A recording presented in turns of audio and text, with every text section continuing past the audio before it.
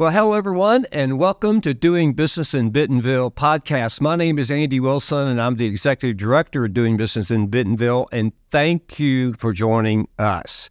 My co-host today, Celia Swanson, welcome. Well, thank you, Andy. I'm thrilled to be here. Oh, my goodness. I know. It's so exciting. Wow, we have, as I said last time, you're our first time joining us. Celia and I have known each other for a long time. Yes. We worked together at Walmart.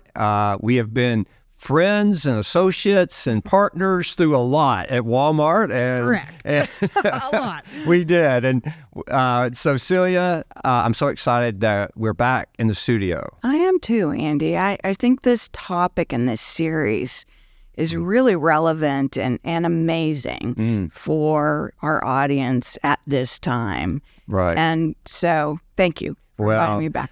Okay. If you have not watched our first podcast, I recommend it. It's really our introduction into servant leadership. And we're going to, as we talked last time on our introduction, we're going to go deep. And we're going to get into a great topic today. But before we introduce our topic, Celia, let's just go back and spend just a couple of minutes on our introduction. Good. And I want you to quickly tell people about you, and I want you to remind everyone about your phenomenal book that you have. And then we'll talk a bit about the introduction, where we're going to go, and then we're going to dive deep into today's topic. Yes.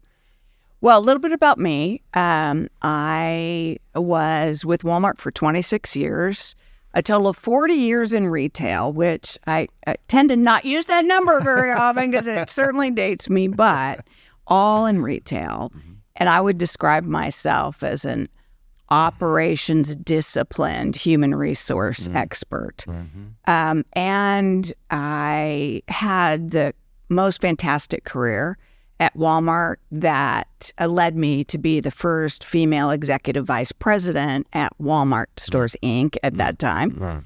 And just a strong advocate for leadership, and particularly servant leadership as a role model and a way of leading people. So I got a daughter, and I'm surrounded by a huge network of friends and people that love and support me. And I'm thrilled about,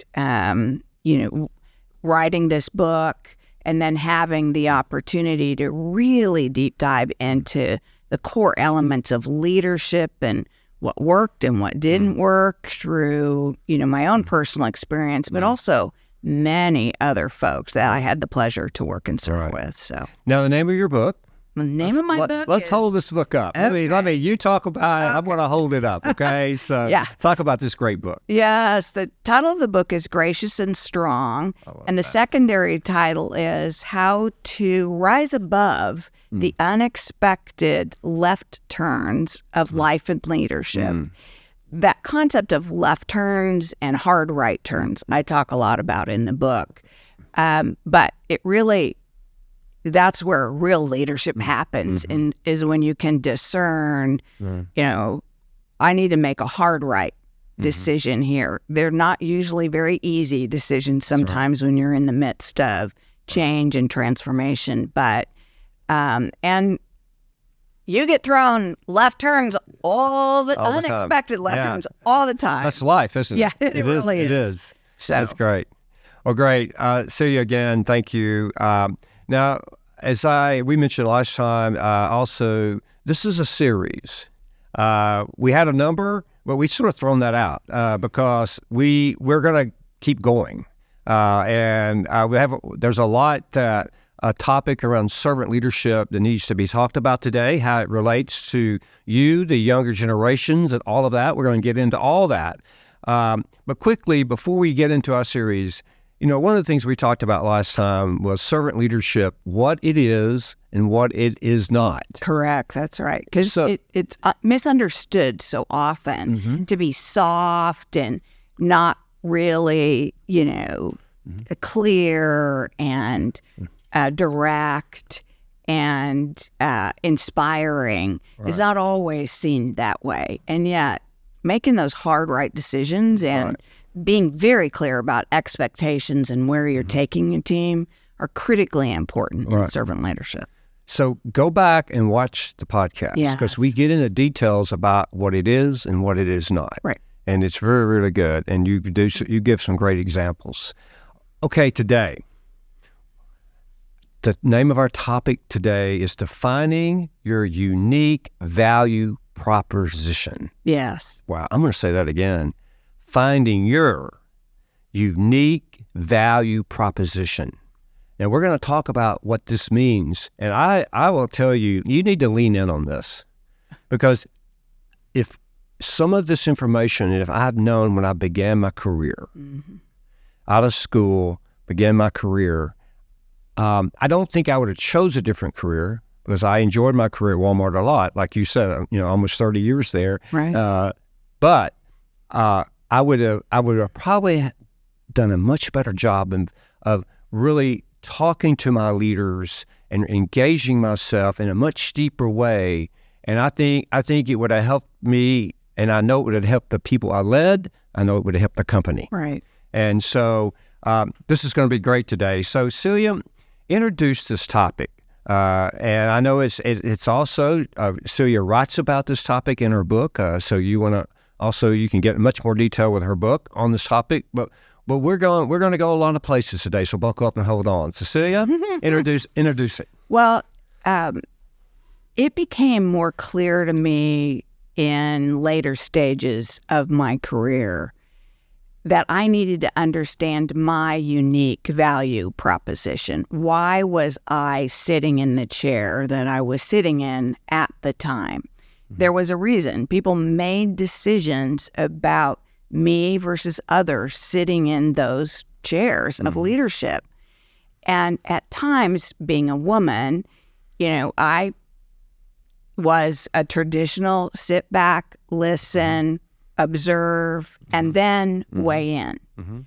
But what I started to understand is the reason I was seated at a lot of these tables is they needed to hear my voice. They needed my perspective that was different from the rest of the people that were sitting around the room. And I had to become really comfortable with understanding it's important to contribute because they didn't want another man in this situation seated in that seat. They needed to hear this perspective. That gave me confidence and fuel to frame my feedback around what was one of the values, that I define when I'm sitting, in those seats. A second would be that defining your personal value proposition is about just really spending some time and understanding what are your values and what will you stand for and what will you not stand for. We'll do a little bit deeper dive in that in just a minute. Absolutely. But, this unique to you value proposition, if you can write it down and live to it, use it as your guide, it gives you confidence and, something that only you own, authenticity about who you are as a person, as a leader, and how you can contribute in a significant way. Wonderful. And we are going to go deep here. And I want you to think about, I want our audience to think about something as you're watching and listening today, because it doesn't matter really what stage you're in your career here. That's right. So let's just get rid of that, because this is you could be at the beginning, be at the middle, or you could be in a place where you want to do something even more significant. You've done significant things, but you feel with your experience, your knowledge, and your skill that you have now collected through the years of your hard work and education, what could you do? And that's exactly where I was recently when I was given this opportunity. I thought deeply about what do I want to do, even in my seasonal life. So we all have those different seasons. So we're going to talk about how you really think through this than how you write it. Yes. Right? Yeah, exactly. And so let's think about that, Celia. What's the first thing, no matter, again, what stage you're in, what season of life you're in, what is the first thing we need to do? Yeah, the first thing is just assess for yourselves what makes you uniquely qualified for this either job, this assignment, this stretch assignment, whatever it is that you want to go tackle in your life. Why would you be the best person for people to select to be on that team or leading that team? And so that's really, a deep self-assessment about what do you bring. Right. And then really honing that down even more into what's your unique skill, experience, perspective that they can count on every time that you're interacting with them in the organization. I love that. So you need to like Celia said, let's spend a moment and you think with us about, okay, your background. Think about your background for a moment. Think about the skill sets that you have and that you've learned and acquired. Think about what you really do bring, as Celia said, to the company, to the special assignment. Right. Think about that. Right. And it's important if you're having trouble trying to narrow that down, perhaps go talk to your partner or to a trusted colleague, somebody who sees you every day or frequently operate and could describe you back to you. Right. It's very helpful to get that other perspective, not just your own. So you really want to think of your identity here. Yes. Think about, your career identity, and then think about what are your values. I know when one of the things I did when I left Walmart, I sat down and I had an opportunity to sit down with the gentleman that I was going to be working with, and I thought about because we were going to do I was moving to leadership and ethics, and so we thought a lot about the leadership, but I began to think about the values. What were my values that I would bring to the organization, and what I wanted really to focus on? And so think about your integrity, think about accountability, think about perseverance, think about discipline. What are those values? What are those things that you will bring to this new assignment or new, as I call it, new season in your life, or a season that you're in that you want to go to, you want to step it up, right, and redefine yourself, if you will. And it's okay to do that. It's time to maybe you went through something really tragic or a difficult situation in your life, and it doesn't matter what that is. And it's now time. I want to jump back in, but I want to start at this level. Yes. Whatever that is. Now it's time to make that fresh start. Yes. Correct. Yes. And Andy, I would share, my 5 that I have. Please do. First is integrity. When I say something, I mean it sincerely. I will act and behave consistently to that. And I will deliver on what I say I'm going to deliver. But second is respect always. There is no reason to strip anybody of their dignity. I don't care what the situation is.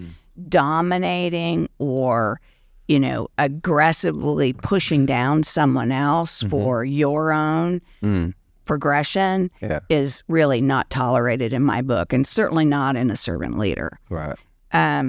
Third was excellence and delivering results. I mean, at Walmart, results were what got you to the table. Right. It wasn't what, just allowed you to propel. You were expected to deliver your results. And that was interesting as I was growing up in my career, is that I was altruistic about things, right? And profit wasn't necessarily, the thing that we needed to drive for. Well, kind of is. A business is going to sustain, but there is absolutely a way to deliver profit and results that brings other people along and, demonstrates your excellence, but also your ability to develop others and serve. Right. Service was another value of mine.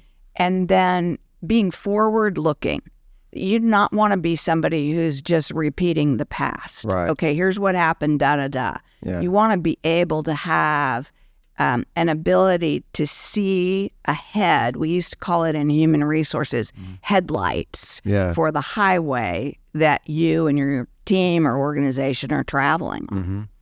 And so this ability to look forward and project where we're headed and how we're going to be the best team or individual to accomplish that vision.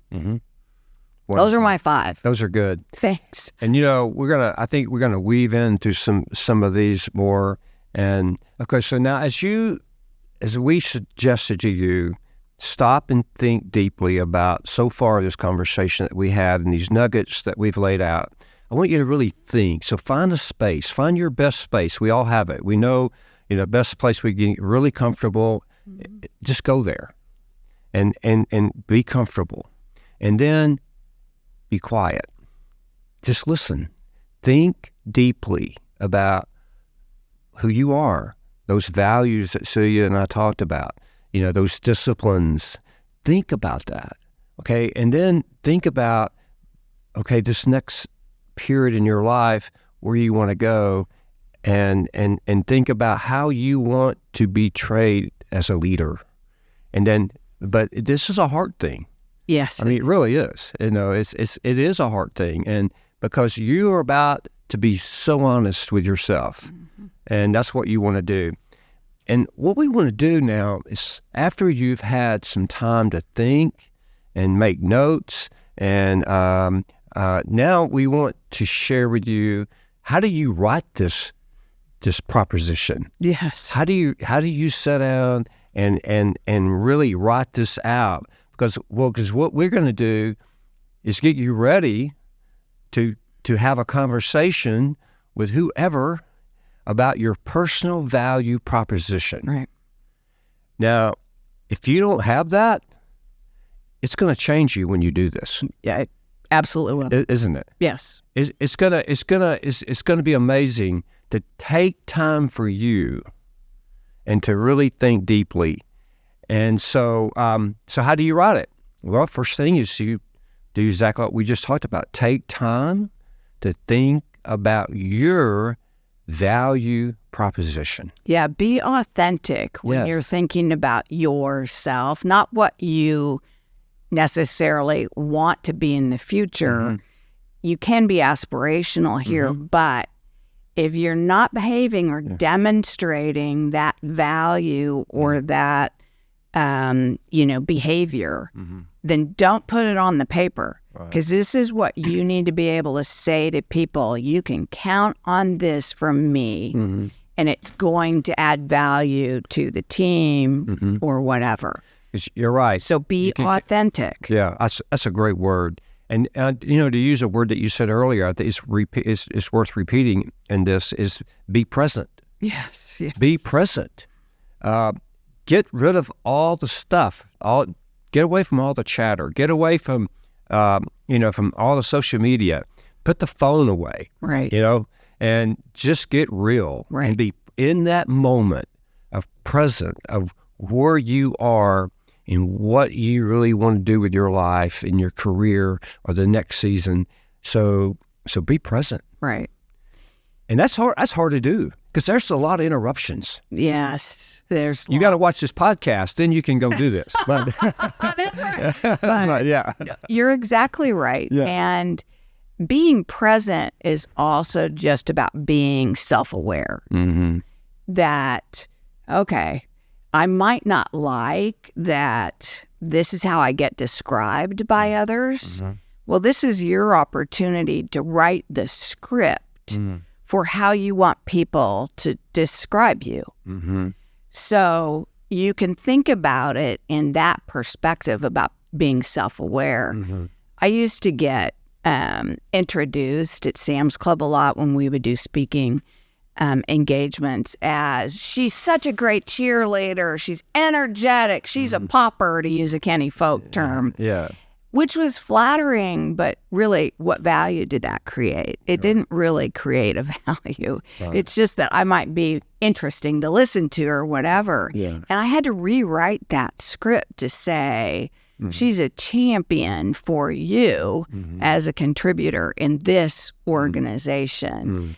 And she's an advocate for those who work hard and strive to make an impact in the organization.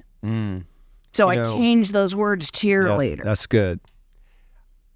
I had at least 5 thoughts in my head when you said that you were a champion, because I have witnessed you being a champion so many times for people behind the scene. Right.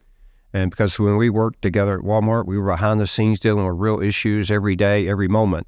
When you have a company the size of Walmart, there's a lot going on around the world, and there's a lot crossing your desk.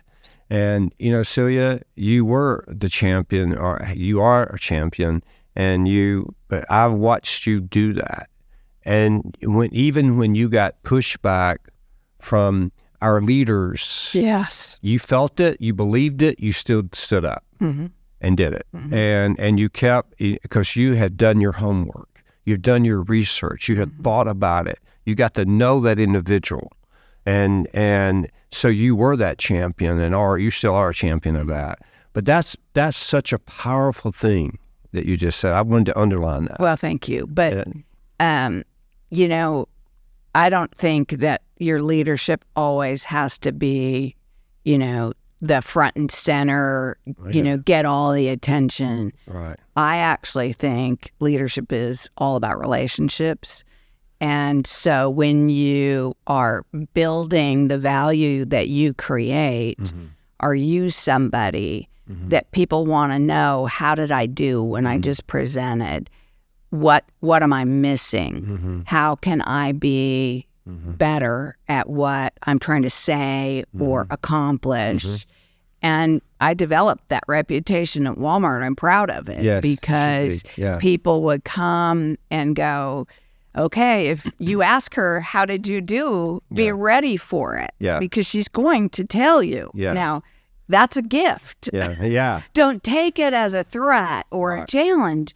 It's a gift. And that reputation, it's part of the value I create when I'm a part of an organization or a team. Okay, so we've talked about you thinking deeply, about your background, about your skills, about the things that you have, your goals, all of that. We've talked about, think about your values, think about your identity. So we talked about that. So now, are you ready? Are you ready to write this now? As we said, first we talked about, okay, get somewhere really quiet. Think about this. Be authentic. Stay present. Keep it concise. Keep it in. Don't chase all these rabbit holes. Let's keep it here, really concise. Right. That's so critical, because ultimately, again, when you share it with others, you want it to be in sound bites and bits that make sense, not paragraphs and sentences long that you lose people in the delivery of your message. And so being concise, I learned to talk in sound bites because we were constantly being interviewed by media, being interviewed by all kinds of individuals. You don't want to lose people in the chatter. I like that. You want to get to the relevant point and keep it concise. Okay. All right. What else, Celia, do we need to talk about around the individual? Because we also want to talk about the company a bit, But before we do that, what else do we need to talk about there? Yeah, just tailoring your statements of the value you create for the position or the situation that you are applying for or you are, wanting to move forward in. Right. I can't stress that enough. I went back to my LinkedIn profile because I was going to give you my example of what my value statement was. I'm not going to read it to you because it's too long, it's too wordy, and I'm sitting here rewriting it while we're talking about this topic because it didn't meet my own criteria. Love it. And my point being, I've been on LinkedIn for a long time, but I've moved into a different a stage of my life with board work and consulting, et cetera. But it does not reflect that. Right. And so tailor it. That's a great idea. So I think another message is that go back and review because we do change through our growth, right? Personal growth, through issues and challenges and ups and downs, those left and right turns that you talked about. Yes. Experience and wisdom has a way to knock us around a bit. Yes. And we do get knocked around. You do. It's life. It is life. And you do have the ups and downs, but as Celia said earlier, keep it current. Right. I love that. Right. And now I've got to go look at my profile. And maybe next time I'll bring my profile statement and I'll be proud to share it. But so keeping it, tailoring it. Okay. Now let's talk about another topic. Okay. And we're still in the value proposition, but another topic, and we've talked about the individual. Now let's talk about the company. Right. Now, if you are a leader of a company, own a company, but you're a major influencer in a company, or you as an individual, they can take to your leaders and ask them this question. As a company, organization, do we have a value proposition? And Celia, my question to you is, should companies have value propositions? Oh, absolutely. It's the differentiator for a particular business. So for Walmart, easy example for us is, we were going to be the low-cost provider of high-quality goods and provide access to everyone at these quality goods. Right. Well, that was so clarifying because when you were constantly being asked to find ways to take cost out or not spend or understand, even if you were a support function, what your role was in delivering low cost to the customer, it made it completely clear what the right behaviors were and what the wrong behaviors were. Right. That's what you want. Right. In a company is you want it to be so clear that people use it as a monitor of what's right and wrong. Right. And one of the things we recommend to company leaders now as we talk about that, because the value proposition will help you shape your company's priorities, right, your company's values, your company's culture. Right. And it will help shape all of that. And if you, most all of our companies have values and culture, a culture, and we have statements for all that. But a lot of companies don't bring it all together in a value proposition to really create the transparency that's necessary for successful companies. Right. And it's different than a purpose statement. We're going to talk about purpose statements in another one of our series. That's a good point. It is different. It's, what do you bring to the market that's valuable to the consumer, customer that you're trying to serve? Absolutely. That's a great point. What other thoughts do you have about companies and value propositions? If they don't have a value proposition, be the igniter to get that accomplished. Okay. I used to think, well, that's somebody else's job. Well, I'm not, high enough in the leadership chain to be able to be able to contribute that way. Wrong. Right. Correct. Every organization wants smart, innovative, and, risk takers in their organization. Use your voice and speak up. If you've got a point of view, or if you actually can think about a way that you could pull all the right people in the room to talk about it, then be the one that suggests that. Right. You will be shocked at how many times you get a, yes, you can do that. Right. Well, okay. So we have a book. So this is your start. Okay. When you're ready, because it's much more detailed than we talked about today. There'll be articles on the Doing Business in Bentonville website about these topics as we roll these videos out, these podcasts out. So, Celia, as we wrap up this value proposition thinking, right? What's on your mind? This has been really good today. It's been strong.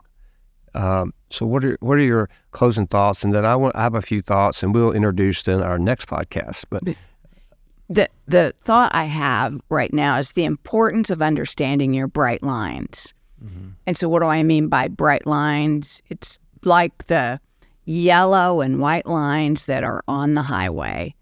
What are the lanes and the values that you want to bring every day and people can count on from you? But also, what are the things that you will not stand for and what you will not tolerate in a corporation and a leader in yourself? And understanding both what you can be, and your values every day, but what you cannot tolerate is equally as important. And back to your point, bright lines are important if you can differentiate them and define them now, rather than in the middle of a, tough situation or an unexpected left turn. And respect, as I told you, was one of my core values. I worked for a couple executives who did not demonstrate respect. And because I knew that was one of my bright lines, I was able to have conversations with those executives that didn't try to change them because I didn't think that was possible. But I set the parameters for how I was going to be treated. I like it. And how my team was going to be treated. Good. And it made a huge difference. Didn't mean that they changed their stripes, but they did with me and my team. And that's so important is I'm not going to stand for this. You put it in the right words at the time, but you're very clear about that. You're very clear with your team about excellence. That was one that I also shared. What does excellence look like? I'll reward you, but why will I come around and give you the hard feedback if you're not delivering excellence? That's what I mean by bright lines. And just really sitting down and understanding what those are and then field testing them, meaning when you're faced with a difficult challenge, did you stand up for what you believed in or did you be quiet? Did you, demonstrate to others as a role model how you want to be treated and how you want your people to be treated, or did you cave? We were prepping for the podcast, and Celia and I, we seemed to have like a continual conversation from one podcast to another. But I thought of something after one of our conversations, and I thought of the two words. And what I'm going to close with today is what I'm going to call strong voice. You actually used those words in one of our conversations, and I wrote it down because we need to have a strong voice. Yes. It's very, very important. So, see, your voice is not just the sound coming out of your mouth. It's the signature coming out of your life. I want you to think about that for a moment. Our voice, your voice, is really our signature of our life. we have talked about life stuff today. Also, your strong voice is the unique sound that's emerging from the chorus of life messages within you. Because we talked skill. Yes. We talked about your experience. We talked about your education. Those are life messages within you. What we've talked about today is that you've taken those life messages and redefining or defining your value proposition. Your voice is also the music that resonates forth as you operate within your creative and discovered gifts. Yes, I love that. In that, we have those, you have those. We're encouraging you to think about those, that creative juices inside you, that creative gifts that you have, and put those down. Yes, it should be part of your value Yeah. proposition. You know, and it's the discovery which is very distinctive about me and you. We are such distinct individuals. Yes. And we bring all of this to where we work, where we play, the people that we hang out with, the things that we do for work, for fun, for passion, whatever. We think about that. And, you know, I like C.S. Lewis. I like reading him. And there's a quote that I remembered, and I had to look it up to make sure I had it right, but I love what he said. He said, true humility isn't thinking less of yourself, it's thinking of yourself less. Oh, yeah. And we're saying to you that by doing this homework, a bit of work, it is very humbled. Mm-hmm. It is, but we're asking you to think of yourself less by putting these things down and then going to your leaders and saying, this is about what I'm going to bring here, but look what we can do. Yes. With these. If you put me in these positions and give me this opportunity, or I'm ready for this next season or this challenging assignment, I tell you, this is who I am.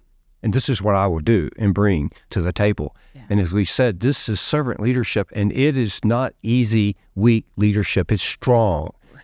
You have a voice, a strong voice. Use that. So that was beautiful, Andy. You're exactly right. Think Great about closure. that. Think about your voice, and let's make that voice strong. Yes. And I hope that we have given you some ideas, some things to equip you today. And then we want to really challenge you to do the things we suggested for you. And then we'd love to hear from you. Absolutely. Well, as Andy said, we'll have some content on the website to help you in some of the details of this process, or thinking through your values and bright lines. But we would love to hear back from you. Okay. So, Celia, defining your unique value proposition. Right. What a great conversation. I enjoyed it. And I wish someone had had this conversation with me far earlier in my career. Me too. Than the self-discovery, self-stumbling process. And telling me if you liked your job, how you're going to keep it. You know, I would have loved to have a different conversation. Right. Okay. Well, it's been such a great podcast. So let's introduce the next podcast. Okay. So the title is Leading with Grace. Right. Talk about that. Well, again, back to the servant leadership model. And the way I came up with the title of my book is someone described me as being gracious and strong. And I went, wow, A, what a compliment, but B, I have to live up to that because I really like that. Right. And so this leading with grace naturally, as I went through my journey of what does that look like and how do I help others, became a model of servant leadership. Good. And so it's my version of the mind, the heart, and the respect. Wow. Okay. I can't wait. I'm excited about it. Again, thank you so much for joining us today. We appreciate that you are listening and watching us. and you're doing it on our Doing Business in Bentonville website, doing it on Spotify, Apple, and YouTube. So we're excited about all that. Yeah, we are. Yes. So Celia, thank you. Oh, it's been a wonderful conversation. It has been a great conversation, Yes. Andy, and I thank you. Okay. All right. Thank you, everyone, again. We look forward to talking with you very, very soon. Thank you. Goodbye.